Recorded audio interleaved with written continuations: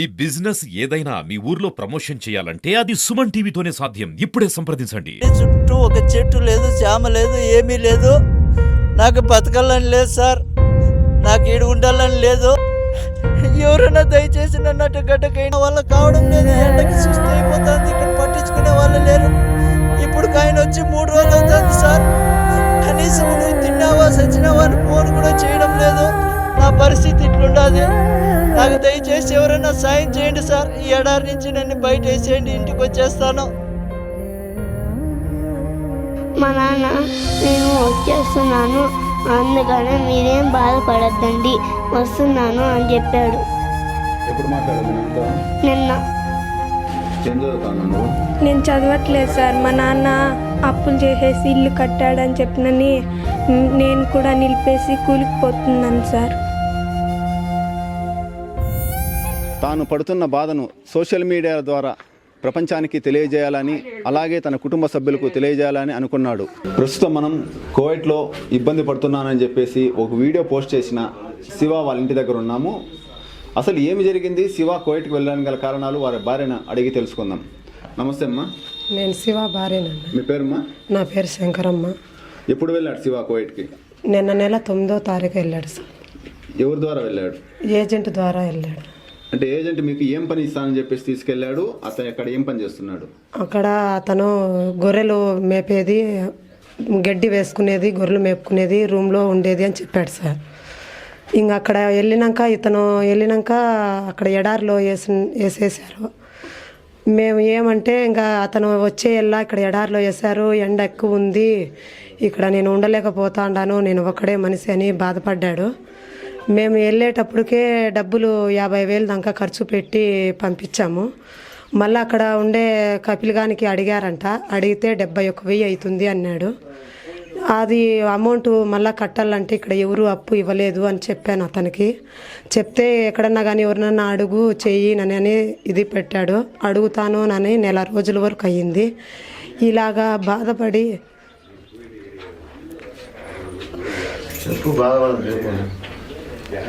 డబ్బులు అడిగాను. అడిగితే ఎవరు ఇక్కడ అప్పు ఇవ్వలేదు. మేము ఇల్లు కట్టుకోవడానికి 5 లక్షలు 6 లక్షల దాకా అప్పు చేసేసాను. ఆ అప్పు కట్టందే ఎవరు డబ్బులు ఇవ్వడం లేదు. అతను వెళ్ళి సంపాదిస్తాడు కదా అని నేను వెళ్ళి నేను సంపాదిస్తాను నని పంపించాను. అతను డబ్బులు 1 రూపాయి కూడా కట్టలేదు.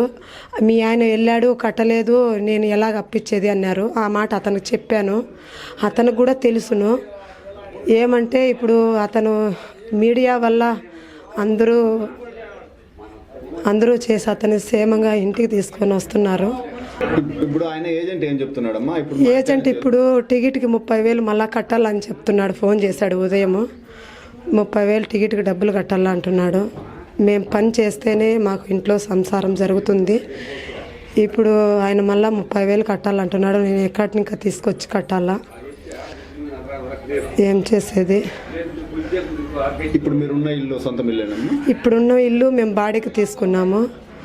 అక్కడ జగనన్న ఉన్నప్పుడు, ప్రభుత్వం ఉన్నప్పుడు గవర్నమెంట్ ఇల్లు ఇచ్చారు.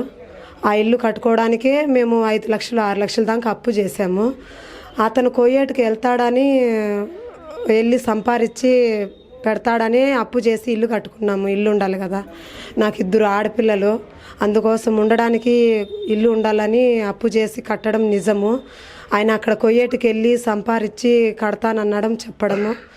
ఇక ఈ ఏజెంట్ నమ్మి పంపించిన దానివల్ల ఈ మాదిరిగా అయిపోయింది. మీ భర్త ఉన్నారు కదా, అక్కడి నుంచి కోవిడ్ నుంచి ఫోన్ చేసి నేను చాలా ఇబ్బందులు పడుతూ ఉన్నాను, నన్ను ఇండియాకి తీసుకురండి అని చెప్తున్నారు. చెప్పాడు, నాతో కూడా చెప్పాడు. నేను ఇలాగ అప్పు ఉంది కదండి, ఇక్కడ ఎవరు నాకు అప్పు ఇచ్చేటోళ్ళు లేరు, అది నీకు కూడా తెలుసు కదా అని చెప్పాను. మా వాళ్ళని అందరినీ అడిగాను. వాళ్ళ కొద్దిగా పరిస్థితి కూడా చాలా కష్టము. వాళ్ళు బయటకు వెళ్ళి కష్టపడితేనే వాళ్ళకు అవుతుంది. ఒకటే పారి 1,00,000 రూపాయలు ఖర్చు అవుతుంది అని ఏజెంట్ చెప్పాడు. ఇంకా 1,00,000 రూపాయలు తేవాలంటే నా నుంచి కాలేదు. ఇంకా ఇది సమస్య జరిగిండేది. ఎలాగైనా దయచేసి మీరు ఎలాగైనా నా భర్తని ఇంటికి క్షేమంగా తీసుకొని వస్తారని నేను కోరుతున్నాను.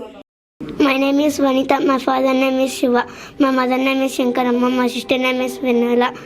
మా నాన్న అక్కడ కువైట్లో ఉన్నాడు, ఉన్నాడు.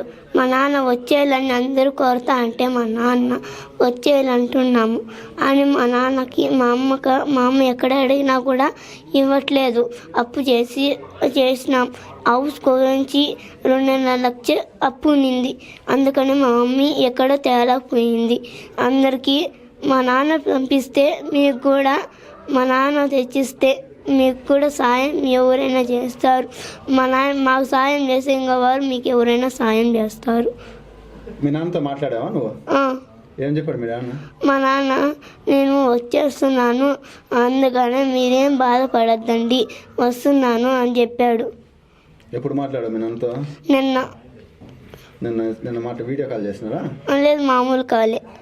వీడియో కాల్ చేస్తా ఉంటాడా మీ నాన్న? ఇప్పుడు మీ నాన్నతో ఏం మాట్లాడతావు? నాన్న నువ్వు బాగున్నావా అని మాట్లాడతా. సరే అమ్మా ఉంటాను, నాకు బాబా వస్తున్నాడు అరుస్తాడు వచ్చిన తర్వాత అని అన్నాడు. ఏం పేరు మన పేరు? వెన్నెలా సార్. ఏం చదువుతాను నువ్వు? నేను చదవట్లేదు సార్. మా నాన్న అప్పులు చేసేసి ఇల్లు కట్టాడని చెప్పినని నేను కూడా నిలిపేసి కూలికి పోతున్నాను సార్. ఎంతవరకు చదివినావు? నేనైతే 5 వరకు చదువుకున్నాను సార్. ఇప్పుడైతే చదవడం లేదు సార్. చదువుకోవాలని తెలుసు కదమ్మా, పనికి పోకూడదని తెలుసు కదా. మా నాన్న అక్కడ ఒక ఎడారిలో వేసేసారు సార్. మా నాన్నని ఒక ఇది నీటి పట్న ఉంటాడు అని చెప్పినని ఏజెంట్ చెప్పింటే మా నాన్న ఇట్లా ఎడారిలో వేసేసినారు సార్. నేను కూడా హెల్ప్ చేద్దామని చెప్పినని మా నాన్నకి వెళ్ళాను సార్. అందుకోసమే సార్ మా నాన్నకు కూడా ఎవరైనా హెల్ప్ చేస్తారని ప్రభుత్వాన్ని కోరుతున్నాను సార్. నేను మీ నాన్న ఎప్పుడు ఫోన్ చేశాడమ్మా మీకు? మాకు నిన్న ఫోన్ చేశాడు సార్. ఏం చెప్పాడు? ఏమమ్మా బాగుండారా, తిన్నారా అని చెప్పిన నా బాధ ఇట్లుండదమ్మా, ఎడారిలో వేసేసారు, డిగ్రీలు ఎండ చాలా ఎక్కువగా ఉంది, నేను ఉండలేకపోతున్నానమ్మా, నన్ను కూడా పిలుచుకునేయండి అమ్మా అంటే డబ్బులు లేవు నాన్న మా దగ్గర, పోవడానికే 1 లక్ష రూపాయలు అయింది, రావడానికి 1 లక్ష రూపాయలు అవుతున్నది, అప్పులన్నీ చేసుకునేసినాము మేము అని చెప్పినని అంటే నేను ఉండలేనమ్మా, ఇంక 2 రోజులు పోతే చనిపోతాను అని చెప్పినని అన్నాడు సార్ మా నాన్న. చెప్పాం సార్, అయినా కూడా మా నాన్న నేను ఉండలేనమ్మా అని చెప్పినని ఏడ్చాడు సార్. మేము కూడా ఏడ్చాం సార్. అందుకోసం ప్రభుత్వాన్ని మా నాయనని తొందరగా మా ఇండియాకి పంపించేయమని నేను కోరుతున్నాను సార్. ఆల్రెడీ మీ నాన్నగారి వీడియో మంత్రి లోకేష్ గారు చూశారు, ఆయన తీసుకొస్తామని హామీ ఇచ్చారు. కాబట్టి మీరు ధైర్యంగా ఉండగలిగితే మా చేతన ఆయన సహాయం చేయగలుగుతామని చెప్పి ప్రభుత్వం కూడా చేస్తా ఉంది. ఆల్రెడీ మీ సర్పంచ్ గారు అందరూ వచ్చేసి మీకు ఏదో సాయం చేస్తాము, ఆయన పిలుచుకొస్తాము, మా పంచాయతీలో ఏదో చేస్తాము అని చెప్తున్నారు. మేము కూడా హెల్ప్ చేద్దాం అనుకున్నాం సార్, కానీ ఎవ్వరు ఇక్కడ డబ్బులు ఇచ్చేవాళ్ళు లేరు సార్. ఇల్లు కోసం మేమంతా అప్పు చేసాం సార్. అందుకోసమే మా నాన్నని కువైట్కి పంపించాం సార్. అక్కడ ఎడారి ఉంటుందని మాకు తెలియదు సార్. అక్కడికి వెళ్ళిన తర్వాత తెలిసింది సార్. మీ నాన్న వచ్చినప్పుడు మళ్ళీ చదువుకుంటావమ్మా? చదువుకుంటా సార్.